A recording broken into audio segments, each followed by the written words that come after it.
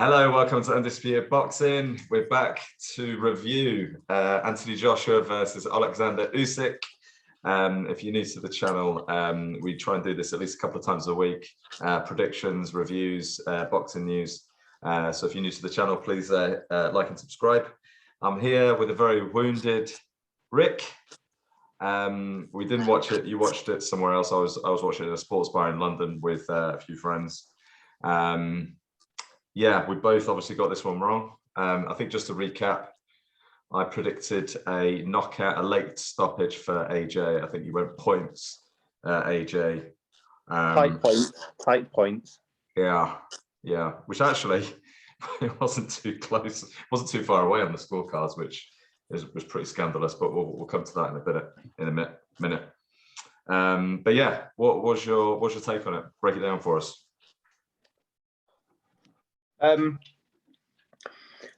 It's a deflating one, I think, with Joshua, because even though we try, on this channel, we're going to cheer on the British guys and stuff like that, and you will be a bit more, you will lean towards them more. But he is our flagship fighter, and so when he loses, it's a big blow for British boxing. So what's deflating? I can say it's definitely not as bad as the Ruiz loss. The way I felt, because I saw that this was a possibility. Yeah. Where I didn't see the Ruiz one coming at all. Having said that, I think this one's more difficult to overcome because it sounds like they're going to do a rematch. But yeah, just a bit of Joshua probably not doing the right game plan, and Usyk being more talented than I thought. And clever in it, and I think you could see the golf in IQ in it, and just little things make big differences sometimes. And it was like the first 10 seconds of every round, Usyk was in his face. It was almost like, you're not stamping your authority in this round, especially if Joshua had a good round. Because after about 6 rounds in, you're almost bang on. I think he was about 4-2 down, but Joshua was coming back into it. Yeah. And he had a good few rounds in the middle, and I thought, it's swaying here, and he's starting to get to him. And then Usyk just found another level. Yeah. So fair play to him. Always possible. I don't think either of us said Usyk couldn't win this. We just, and that's what sometimes people do. But we both said that this could be a possibility. I'd always struggle to see an Usyk KO, and though I know Joshua wasn't great, Nick, at the end, I don't think he was close to being KO. I think he was just knackered more than anything. Yeah. Because Usyk's pace is just so quick. But so it's a surprise, not a huge surprise. I think if someone said to me he was going to lose on points, I thought it would have been tighter. He won quite comfortably on points. I didn't score it, but I probably would have had a 5-point gap or something like that if it was. It was very difficult for me to score it and watch it properly in the sports bar. But from what I was watching, I just saw Usyk as a clear winner. It wasn't a whitewash, because like Usyk was marked up, like AJ had caught him. Yeah, there's a few rounds in the middle where he did some good body work, and I thought that was going to be the key. And you're right. I mean, his face was more a mess than Joshua's, really, I thought. But I was almost praying for him to have got the decision in the end, because it'd have been scandalous if Joshua got that. It'd have been terrible, and it'd have been a really bad look if he got that. And he didn't. He wouldn't have deserved it, and there would have been kicking off and everything. So it went to the right person.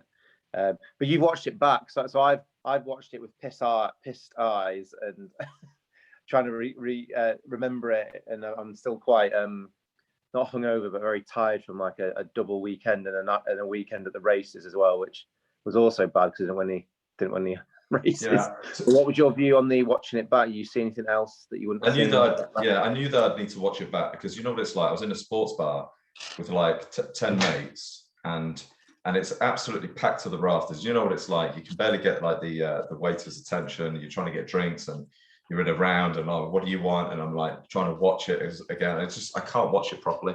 I'd much rather just watch it at home, TV, no interruptions, and I can just kind of really like take it all in.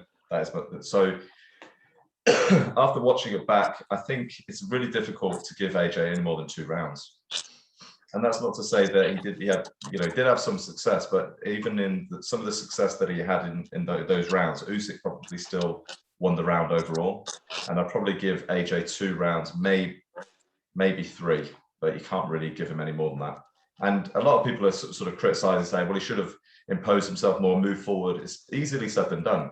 Like, a lot of people are kind of underestimating Usyk's footwork and the way he was able to kind of like pivot out the pocket and that jerky kind of style that he was kind of adopting. And obviously, everybody's was talking about AJ's game plan. AJ's going to try and disrupt his rhythm. He's going to go, put one on him early on and make sure that he doesn't get into a rhythm. But Usyk's going to have that set, the alternate game plan. He's going to one that's going to have that kind of footwork, make sure he keeps on moving side to side, doesn't stick one on him. So I do think Joshua can do better. I'm struggling to see how he can win in the rematch. I think he does need to do a bit, not go back to totally old Joshua, but he did try and box with him. I think his ego got the better of him. He was like, I can box with him, and he just couldn't.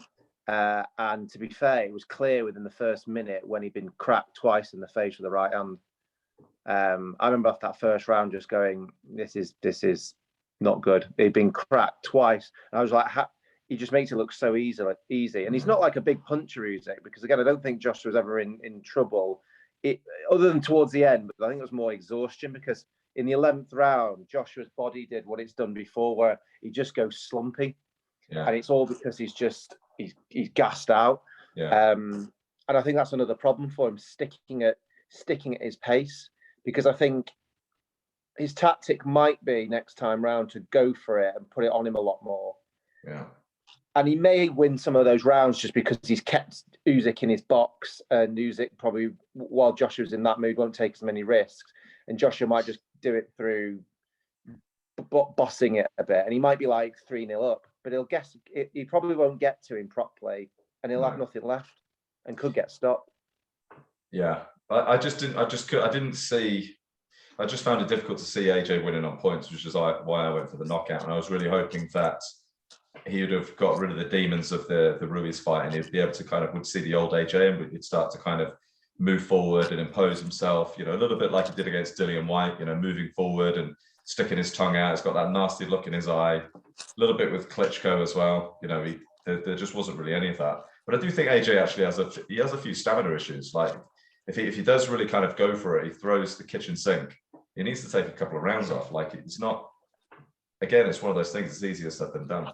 But yeah, it's difficult to see where he goes from here. I mean, I'm hearing that he's going to take the rematch. What's what's your first reaction to that, then, going straight back into a rematch? I mean, I think he'll definitely go in as an underdog. Yeah, I can understand why he'll do it, and probably expecting to do it. If he wins the belts back, it's one of the best comebacks I've seen. I mean, It's far better than the Ruiz comeback. I mean, that was a good comeback in a sense, because it was a man that kind of knocked him out. But you break that down, he just got caught, and he just had to box sensibly, and he could win that fight. I don't know what he does to Usyk's too strong in many departments. Do you know what I mean? It's not like, do you know what's funny? Actually, Chisora did far better. Yeah. And Chisora's not as good a fighter, but it's just sometimes it's the whole style thing. He will come forward, he'll take shots. He's got a decent engine on him. He will tire, but he'll just come forward and he'll not give Usyk space, and that's why he was doing well early on. But Usyk doesn't fight like that, and I fear if he does, he still won't be able to get him out, and he'll probably tire and could be vulnerable. So it wouldn't. I don't know which way I'm going to go because it's far out. But at the moment, I think there's a better chance of Joshua getting knocked out in the next one, because I think he'll go for it more, and he'll get knackered towards the end, and it won't be like it'll be a knockout, but it'll be like a knackered knockout. You know what I mean? Yeah. What's your assessment of the trainer situation? Does AJ stick with Rob McCracken, or does he maybe just mix it up a little bit? I think he will stick with him. whether I'd advise him to, I'm not sure, but it's like the problem is that he's stuck with the same team, and he's got through one of these before where he's lost and come back. So he almost thinks he can do it again. Maybe change a bit of the team in there. I can't remember now, but I've seen a few comments about there seem to be too many people giving advice in the corner. I can't fully remember it because it was half cut when it was, but that's it should always just be like one person, just I don't know. There's too many people talking to him, and he just as the fight was going away, he looked like a man that kind of knew he was beaten. Yeah, he looked frustrated. I don't know if he looked like someone who. And I don't know. Maybe this is where there might be a bit of hope for him. Maybe he got caught in two minds and was like, "No, I'll try and box with him." And because he almost looked a bit like, if I'd done it this way, I probably would have won this. He had that look on him, but I still struggle to see how he can beat Usyk. Usyk just found another. I wasn't impressed with Usyk in these two heavyweight fights that I've seen him in, and maybe there's an element of the styles, and maybe Josh played into his hands. But I also think we saw an even, he looked quicker to me than he's ever done at heavyweight, and he was heavier. His head movement was there. It was almost like the other two fights. He was just kind of warming into heavyweight, and he just seemed to have the movement still, the foot speed, the head speed. Joshua just seemed to be lost because he couldn't hit him clean, and then once he couldn't hit him clean, it takes away that wanting to go forward, and he'd throw, miss, and get countered, and that was what was great about the first minute. He'd be trying to hit him, not getting anywhere, and then just take one in the face. And I think as soon as that happens, kind of screws your game plan up. So even if he went for it next time round, he could end up being. And I thought Joshua's reactions were quite good. I thought, for the faster guy, Usyk, he was missing a lot as well, and Joshua was, very tactical. I mean, not even though the face is quite marked up, I didn't think there was tons of action. It was more tense and technical. Yeah. Now whether Joshua can just like put on like another 5 or 6 pounds and just go, right, I'm going for this Klitschko style, fifth round. I think he really has to do that. I don't see any other way. He's got to go, ultra offensive, and I think it's either you bring in like an offensive kind of attack-minded trainer for the next camp, or you kind of. I just think switching trainers for such an important fight, the rematch, switching trainers. What if that trainer doesn't bond well or doesn't? I think you've got to kind of stick with Ron Kraken, because you know what it's like when you switch trainers. You need kind of 2 or 3 fights to really kind of get to know each other and go through those kind of speed bumps and find that kind of sort of harmony. I think switching trainers would be a big mistake. I think a lot of people are going to be calling for that because it's almost kind of, I don't know, the football kind of mentality, isn't it? It's the coach, got to get rid of the coach. I think we just have a tendency to do that. I think if he wasn't going for a rematch and it was like, right, a real rebuild, then it might be more wise. So, yeah, we'll see. It's, if he wins, it's a bit like the Reeves fight. If he wins this, it adds to his legacy. If he comes back from this, it's like, wow, how has he done that? Yeah. And he might end up being, it'll end up being a better thing for his legacy. But if he doesn't, he goes in, it doesn't mean he can't fight the Wilders and Furies, but it's heavy damage that then to his legacy. But then it depends what you want. He's made his money. He could still fight Fury for without a belt. And the weird thing is that I would back Fury to beat Usyk, a Fury in shape. But I would, and I've always said I lean towards Fury against Joshua, but this doesn't change my mind that Joshua would still have a really good chance against Fury, just because it's different styles and different fights. How would you see an Usyk Fury? I just think Fury obviously is slightly quicker, got that little bit extra reach, and all these little things will make the difference. But I also just think he knows what to do in fights. Joshua seems to he couldn't adapt. No. Well, I think Fury can adapt into a fight, and he just got more clone. I think he'll do that with an Usyk. Yeah, I think Fury beats Usyk because a lot of people kind of don't realize that Fury's got a really good inside game. And I think that's what AJ needed to do, was just kind of rough him up a little bit, maybe just fight a little bit dirty on the inside, close the ring off. You know, Fury can do all those things. And I think he would just rough up Usyk, and maybe, I think he would beat him convincingly on points. I don't see Usyk beating Fury. I mean, we don't know what kind of, you know, by the time that fight happens, which could be late next year, if Usyk wins the rematch, we don't know what kind of Fury we're going to have by then. You know, you're talking about a year away. And look at the, you know, the crazy life that he's had so far. You know, I wouldn't be surprised if he just beats Wilder again. He might retire. Yeah, possibly. Yeah. Should we rattle through the rest of the card? What else did you see? What did you see on the undercard?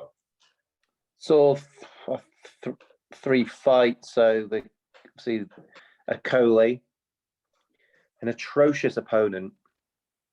Yeah. Don't know how some of these clowns get in the top 15. What was he even mandatory? No, I don't think so. I hope not. But again, just felt his power and went looking for the floor. I mean, it's easy me saying this, but then, you know, I'd be looking for the floor straight away, but I'm not a boxer. Saw the Callum Smith fight. That was unpleasant. It's another poor opponent. Yeah, I've never seen that before. Somebody's legs shaking like that when he went down. Seen it once before. But I don't know. I mean, he'd gone, I think he only gone to points with Bivol. Oh, I didn't know that. Yeah. So he's not terrible. And then I saw the Hatton fight, who, in my eyes, he lost it. Bad scorecard and just messy. I don't know. He's not improving fast. Difficult because he's learning in front of so many people, and he's very young and got zero man strength at the moment. You know what I mean? It's but he's not probably winning many friends at the moment because he's just gets caught so easily. Looks like he's got a good chin, but I don't know how good these punches are that he's in with at the moment.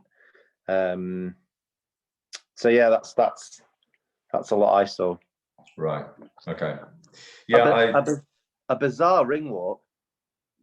AJ's ring walk. Yeah. Yeah. Like not the I mean, it's spectacular, and then it all looks a bit embarrassing when you get beat when you do something like that. But I don't know, just like why not go and say hello to everybody? Not saying that's the reason he lost or anything. It's just, I suppose you look at these things more when it's gone wrong, but it's just like weird. You do leave yourself open to criticism if you don't get the result and you are doing things like that. You know, having, you know, selfies with Usyk and being, you know, sort of ultra friendly. But I mean, that's just generally his style. It's not like he gets nasty with, you know, certain people like Dillian White and Dominic Breazeale. But, you know, generally his style is he's just generally quite friendly, isn't he? Doesn't like to get, you know, in people's faces. But it would be nice just to maybe see him just drop a bit of that, just get back to basics. But we said this at the, you know, the Andy Ruiz. We looked at that as the kind of, right, needs to kind of, you know, get back on track, refocus, re-energize. I still think he's maybe carrying the, you know, there's still a bit of an aftershock of Andy Ruiz, the first fight. We haven't really seen like the destructive AJ since then. He's kind of gone into his shell a little bit.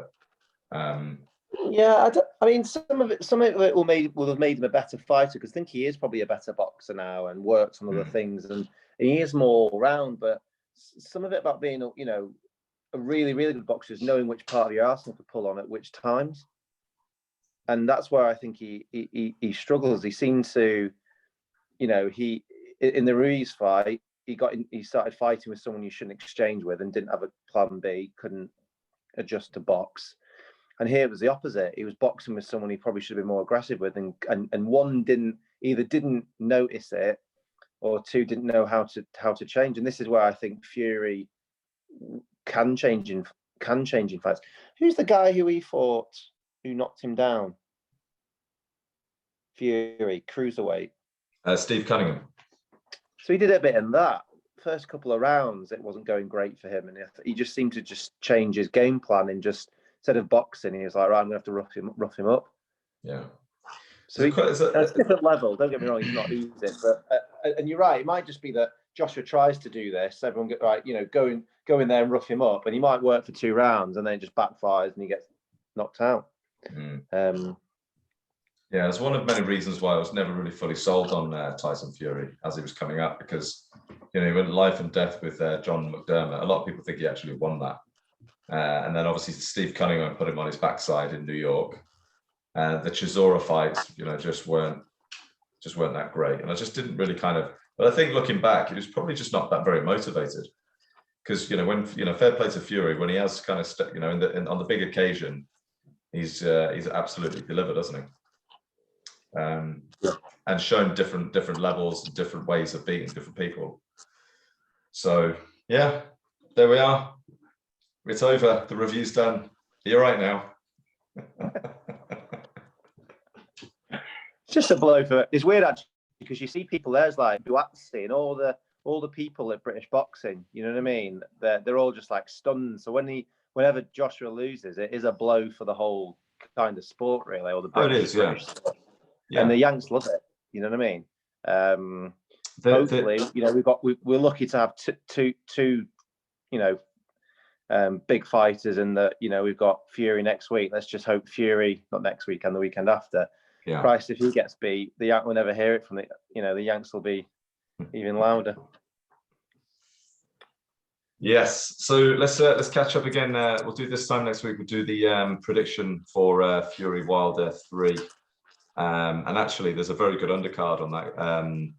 Helenius versus Kawanaki. Efe Ajagba versus Frank Sanchez. All heavyweight dust-ups. And Edgar Berlanga is on the undercard as well. Woohoo! He's fighting the Argentinian guy that Billy Joe Saunders fought when he fought on the undercard of that YouTube fight in Los Angeles. Yeah.